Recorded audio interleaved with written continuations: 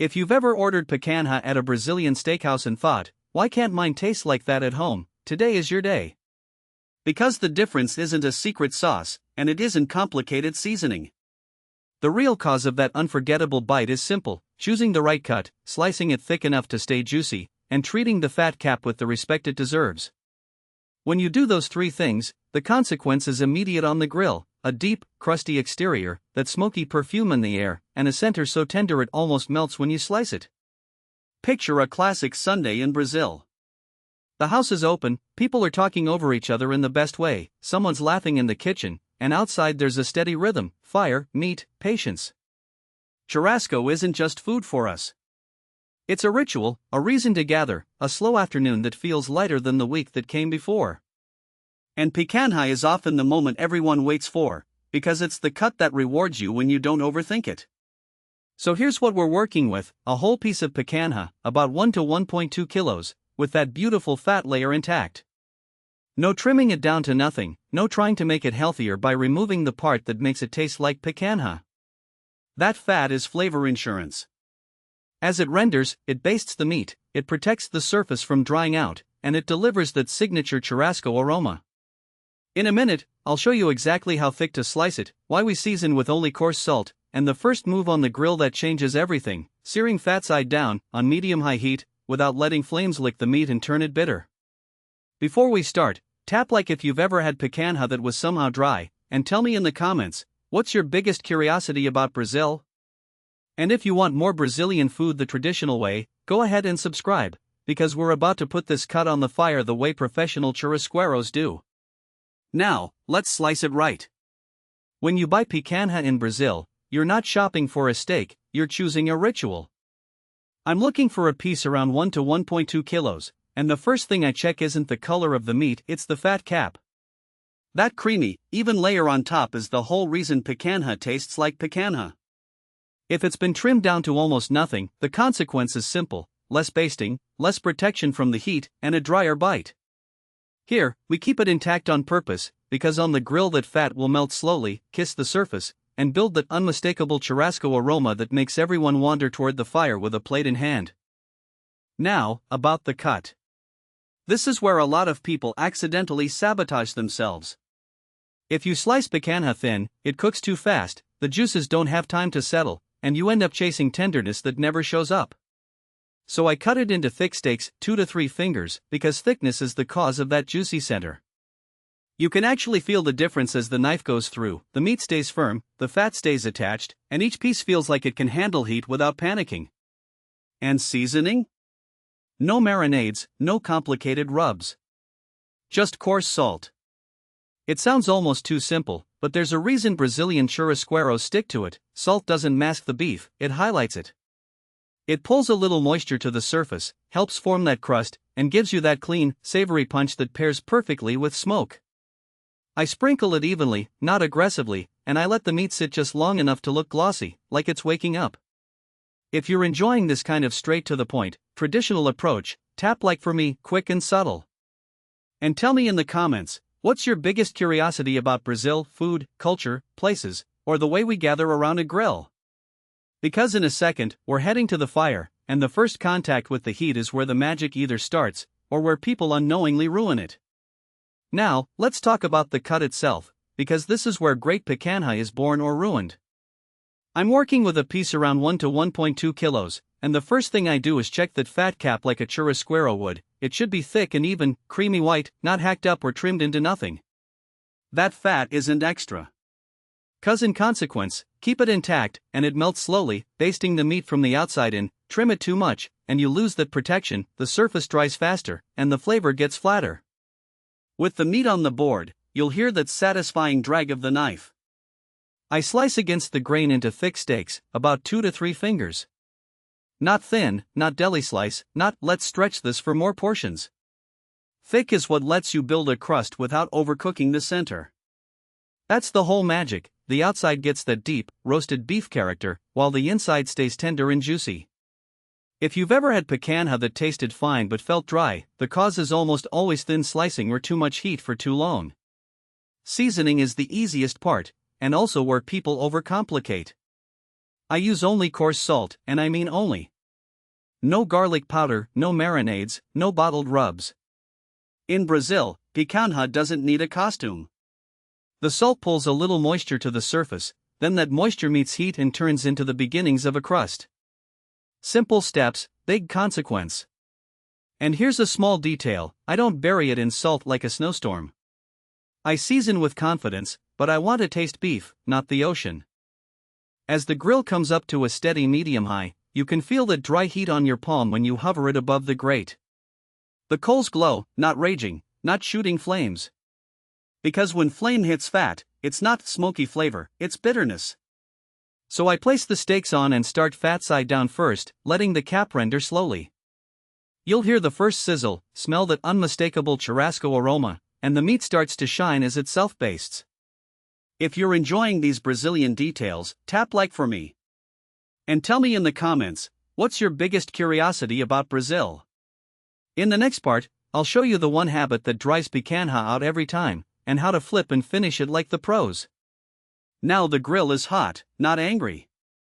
Think medium-high heat, like a strong sun on your skin, not a wildfire. If you see flames licking up, don't panic and don't rush. Flames are the enemy of picanha because they burn the fat into bitterness. Slide the meat away from the flare-up, close the lid for a moment if you have one, and let the heat do its job calmly.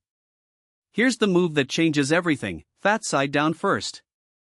I lay that thick cap right onto the grates and you can hear it start to whisper, then sizzle, then sing. That's not just sound, it's cause and consequence in real time. As the fat renders, it drips and perfumes the grill, and that same fat climbs back up, basting the meat from below. That's the flavor people think comes from a secret seasoning, but it's really respect for the cut. Give it a few minutes without touching it. When the fat turns golden and the surface looks glossy, you flip. Now the meat side hits the heat and you're building crust, not cooking it to death. You're looking for that deep, bronzed color with little charred freckles, never black. If you keep moving it too much, the crust can't form, and without crust you lose both texture and those smoky, roasted notes that make churrasco feel like a celebration. And please, don't grab a fork. I know it's tempting. But every puncture is an escape route for the juices, and the consequence is a dry slice that tastes like disappointment. Use tongs, hold it like you're handling something precious, because you are. While it sears, let me ask you something: what's your biggest curiosity about Brazil? Is it the food, the traditions, the music, the way family gatherings stretch into the afternoon? If this is helping you picture that Brazilian Sunday vibe, tap like so I know to bring more of these classic techniques. In a second, I'll show you how to tell it's ready without guessing, and the simple resting step that makes each slice drip instead of dry. If you want to cook along with me again, subscribe, because the best part is coming right now. Now the grill is hot, but not angry. I want that steady, medium-high heat where you can hold your hand above the grate for just a few seconds and feel it biting, not burning. That's the difference between picanha that tastes clean and beefy, and picanha that comes out with that bitter, sooty edge from licking flames. If the fat starts dripping and you see flare-ups trying to climb, don't panic. Slide the meat to a calmer spot, close the lid for a moment if you have one, and let the heat do its job without the drama. I lay the first steak down fat side first. You hear that immediate sizzle, like the grill is saying, yes, that's the right decision.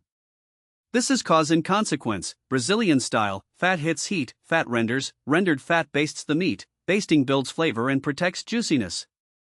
I keep my hands off it for a minute, just watching the edges turn glossy, the fat cap tightening and slowly turning golden. Then I flip it onto the meat side to build the crust. Coarse salt melts, recrystallizes, and becomes part of that bark. It's simple, and that's why it works. And here's the biggest mistake I see: someone grabs a fork and starts stabbing like they're trying to make sure it's real. Every puncture is a little door for your juices to escape. The result is always the same: dry slices, disappointed faces. Use tongs. Treat it like something you respect. You'll feel it firming up as it cooks, and you'll smell when it's close, that deep roasted beef aroma, with a buttery note from the fat. In Brazil, this moment is when the conversation gets louder. Somebody says, "Tá no ponto?" Is it at the right point? Kids circle the grill like it's a campfire. The churrasquero answers with a calm nod, because timing matters more than tricks. And just a quick health note while we're here, letting the fat render and controlling flare-ups helps avoid that burn taste and keeps things cleaner. If you're enjoying these real churrasco details, tap like so I know to keep bringing the traditional way. And tell me, what's your biggest curiosity about Brazil? In the next part, I'll show you how to rest and slice picanha the way it stays dripping and tender, right when it hits the board. And that's the whole point of true Brazilian picanha, nothing complicated, nothing hiding behind sauces. When you choose the right cut, slice it thick, keep that fat cap intact, and treat the heat with respect, the result is almost automatic. You saw what happens when the fat hits the grill first.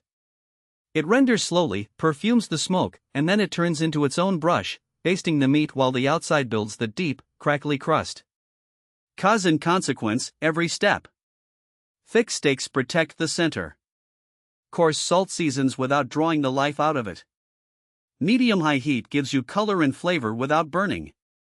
And when you avoid those aggressive flames, you avoid that bitter taste that makes people think the meat came out strong, when really it just came out scorched. Now the final moment is the one people rush, and it's where juicy picanha is either confirmed or ruined, resting. Take it off, let it breathe a few minutes, and you'll feel the difference when you slice. The juices stop running away, the fibers relax, and the knife glides through like the meat is finally exhaling. If you want that classic Brazilian bite, slice against the grain and notice how it practically falls apart, still shiny in the center. This is why we don't stab it with a fork on the grill. Every puncture is an open door for moisture to escape, and dryness is never bad luck. It's cause and consequence again. In Brazil, churrasco isn't just food. It's that easy Sunday rhythm, the sound of chatter, a cold drink sweating on the table, kids circling the grill like they're waiting for a magic trick, and someone always saying, "Just one more piece," like it's a joke but also completely true. And yes, a quick health note, picanha is rich, so balance it the Brazilian way, with simple sides, plenty of salad, and slower eating. When you respect the ritual, you naturally don't rush the plate.